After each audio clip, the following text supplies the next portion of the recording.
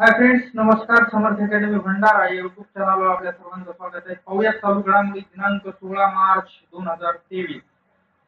आपल्या या समर्थ अकॅडमी भंडारा या चॅनलला जास्तीत जास्त लाईक, शेअर आणि सबस्क्राईब करायला विसरू नका, जेणेकरून त्या ठिकाणी जास्तीत जास्त व्हिडिओ आपल्या चॅनलचे तुमच्या समोर पोहोचवता येतील. त्याचबरोबर आपण वेगवेगळ्या विषयावर त्या ठिकाणी जसे की महाराष्ट्र पोलीस भरती बिल, डॉक्युमेंट असतील किंवा वय मर्यादा असेल किंवा त्याचबरोबर ग्राउंडची माहिती असेल, या सर्वांबद्दल व्हिडिओ आपण टाकलेले आहेत. आपण जर या चॅनलवर नवीन असाल तर व्हिडिओ सेक्शन मध्ये जाऊन त्या ठिकाणी तुम्हाला वेगवेगळ्या प्रकारच्या व्हिडिओची शाश्वत अशी आणि खरी माहिती तुम्हाला इथे मिळेल. त्याचबरोबर कोणत्या जिल्ह्यात किती फॉर्म आले याची माहिती आपण आपले दिलेली आहे. तर आपण जास्त वेळ न घालवता प्रश्नाला सुरुवात करूया. त्या अगोदर कालचा जो प्रश्न विचारला होता त्याचं उत्तर, आंतरराष्ट्रीय महिला दिन 2024 इंटरनॅशनल वुमेन डे 2024 ची थीम काय होती? तर या प्रश्नाचं योग्य उत्तर होतं पर्याय क्रमांक 2. पर्याय क्रमांक 2 जे की त्या ठिकाणी महिलांमध्ये गुंतवणूक करा, प्रगतीला गती द्या, असं या प्रश्नाचं उत्तर होतं कालच्या प्रश्नाचं. पाहूयात नेक्स्ट क्वेश्चन पहिला आजचा. अलीकडेच बातम्यामध्ये दिसलेला दोस्ती व्यायाम मध्ये खालीलपैकी कोणत्या देशांनी भाग घेतला होता? या प्रश्नाचं उत्तर आहे पर्याय क्रमांक 1 भारत, श्रीलंका आणि मालदीव, असं या प्रश्नाचं असणारं उत्तर आहे. पाहूयात नेक्स्ट क्वेश्चन. नुकतेच बातम्यामध्ये पाहिलेले नेव्हिगेट भारत पोर्टल कोणत्या मंत्रालयाने सुरू केले आहे? तर या प्रश्नाचं योग्य उत्तर आहे पर्याय क्रमांक 2 माहिती आणि प्रसारण मंत्रालय यांनी हे नेव्हिगेट भारत पोर्टल सुरू केलेलं आहे. नेक्स्ट क्वेश्चन पाहूयात. भारतातील पहिले गती शक्ती रिसर्च सेंटर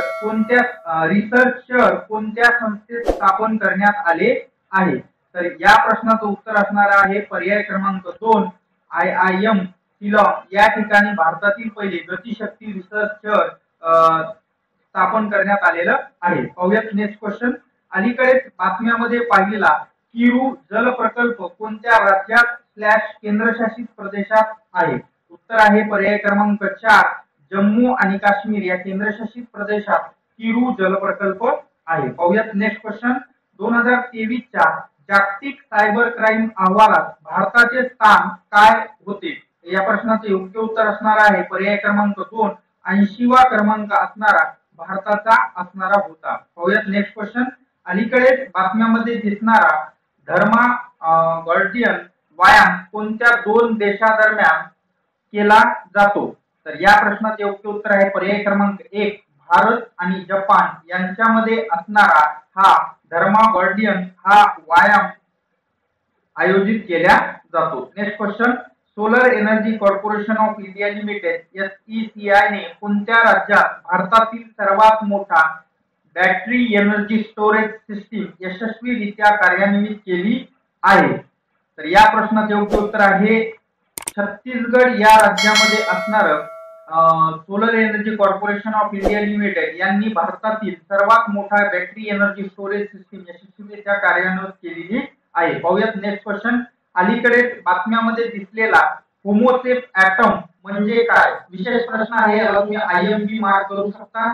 कारण ह्याच्यावर डेफिनेटली प्रश्न विचारला जाऊ शकतो, म्हणून हा क्वेश्चन असणारा IMP म्हणून लक्षात असू द्या. ठीक आहे.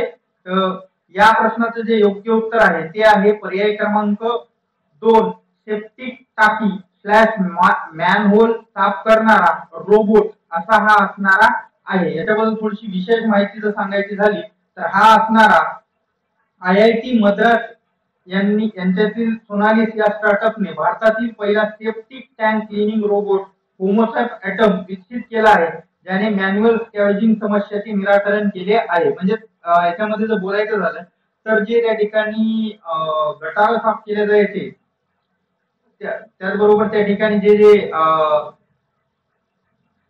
दिसतेचे टाकी साफ केल्या जायची ती असणारी त्या ठिकाणी आता रोबोट साफ करून देणार, अशा प्रकारचा हा रोबोट आहे. पाहूयात नेक्स्ट क्वेश्चन. नुकतेच निधन झालेले पंकज उधार हे कोणत्या क्षेत्राशी संबंधित होते? त्याचं उत्तर आहे पर्याय क्रमांक 3 संगीत म्हणजे गाणे या क्षेत्राशी असणारे हे संबंधित होते पंकज उधार. पुढचा आणि शेवटचा प्रश्न. संसद खेळ महाकुंभ 3.0 चे आयोजन कुठे करण्यात आले आहे? नुकताच झालेला आहे हे तर याचं जे आयोजन केलं होतं हे पर्याय क्रमांक 2 विलासपूर या ठिकाणी केलेलं होतं.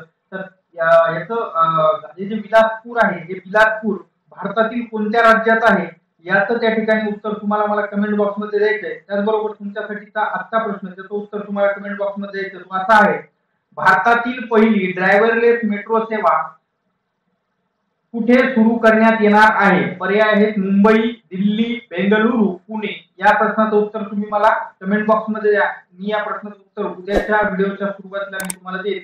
तोपर्यंत आपल्या या चॅनलला जास्तीत जास्त लाईक, शेअर आणि सबस्क्राईब करायला विसरू नका. भेटूया नेक्स्ट व्हिडिओमध्ये. तोपर्यंत धन्यवाद. Take care.